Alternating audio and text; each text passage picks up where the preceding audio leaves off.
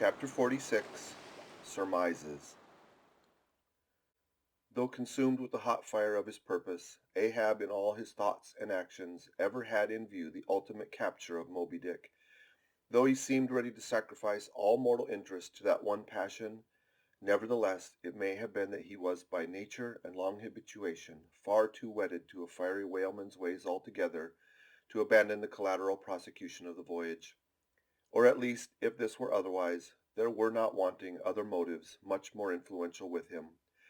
It would be refining too much, perhaps, even considering his monomania, to hint that his vindictiveness toward the white whale might have possibly extended itself in some degree to all sperm whales, and that the more monsters he slew by so much more he multiplied the chances that each subsequent encountered whale would prove to be the hated one he hunted. But if such an hypothesis be indeed exceptionable, there were still additional considerations, which, though not so strictly according to the wildness of his ruling passion, yet were by no means incapable of swaying him. To accomplish this object, Ahab must use tools, and of all tools used in the shadow of the moon, men are most apt to get out of order. He knew, for example, that however magnetic his ascendancy in some respects was over Starbuck, yet that ascendancy did not cover the complete spiritual man any more than mere corporeal superiority involves intellectual mastership. For to the purely spiritual, the intellectual but stand in a sort of corporeal relation. Starbuck's body and Starbuck's coerced will were Ahab's, so long as Ahab kept his magnet at Starbuck's brain. Still, he knew that for all of this the chief mate in his soul abhorred the captain's quest, and could he, would joyfully disintegrate himself from it, or even frustrate it. It might be that a long interval would elapse ere the white whale was seen. During that long interval, Starbuck would ever be apt to fall into open relapses of rebellion against his captain's leadership, unless some ordinary, prudential, circumstantial influences were brought to bear upon him. Not only that, but the subtle insanity of Ahab respecting Moby Dick was nowhere more significantly manifested than in his superlative sense and shrewdness in foreseeing that, for the present, the hunt should in some way be stripped of that strange imaginative impiousness which naturally invested it, that the full terror of the voyage must be kept withdrawn into the obscure background, for few men's courage is proof against protracted meditation unrelieved by action, that when they stood their long night watches, his officers and men must have some nearer things to think of than Moby Dick. For however eagerly and impetuously the savage crew had hailed the announcement of his quest, yet all sailors of all sorts are more or less capricious and unreliable. They live in the varying outer weather, and they inhale its fickleness, and when retained for any object remote and blank in the pursuit, however promissory of life and passion in the end, it is above all things requisite and temporary interests and employments should be intervened and hold them healthily suspended for the final dash. Nor was Ahab unmindful of another thing. In times of strong emotion, mankind disdain all base considerations, but such times are evanescent.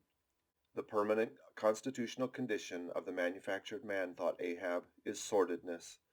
Granting that the white whale fully incites the hearts of this my savage crew, and playing round their savageness even breeds a certain generous knight-errantism in them, still, while for the love of it they give chase to Moby Dick, they must also have food for their more common daily appetites. For even the high-lifted and chivalric crusaders of old times were not content to traverse 2,000 miles of land to fight for their holy sepulchre without committing burglaries, picking pockets, and gaining other pious perquisites by the way. Had they been strictly held to their one final and romantic object, that final and romantic object too many would have turned from in disgust.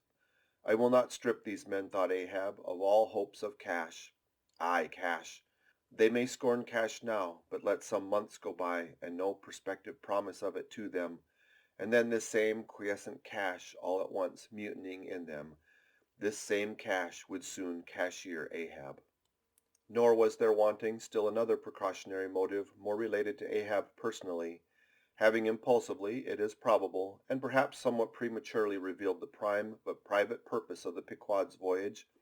Ahab was now entirely conscious that in so doing he had indirectly laid himself open to the unanswerable charge of usurpation, and with perfect impunity, both moral and legal, his crew, if so disposed, and to that end competent, could refuse all further obedience to him, and even violently wrest from him the command.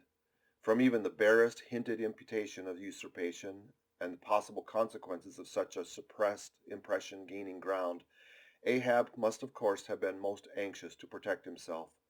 That protection could only consist in his own predominating brain and heart and hand, backed by a heedful, closely calculating attention to every minute atmospheric influence which it was possible for his crew to be subjected to.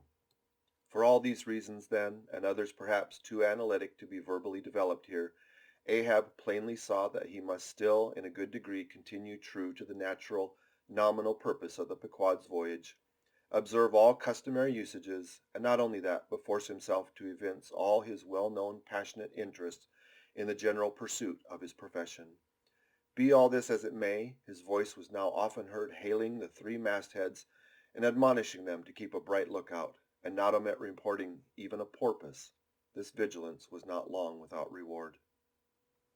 End of chapter 46.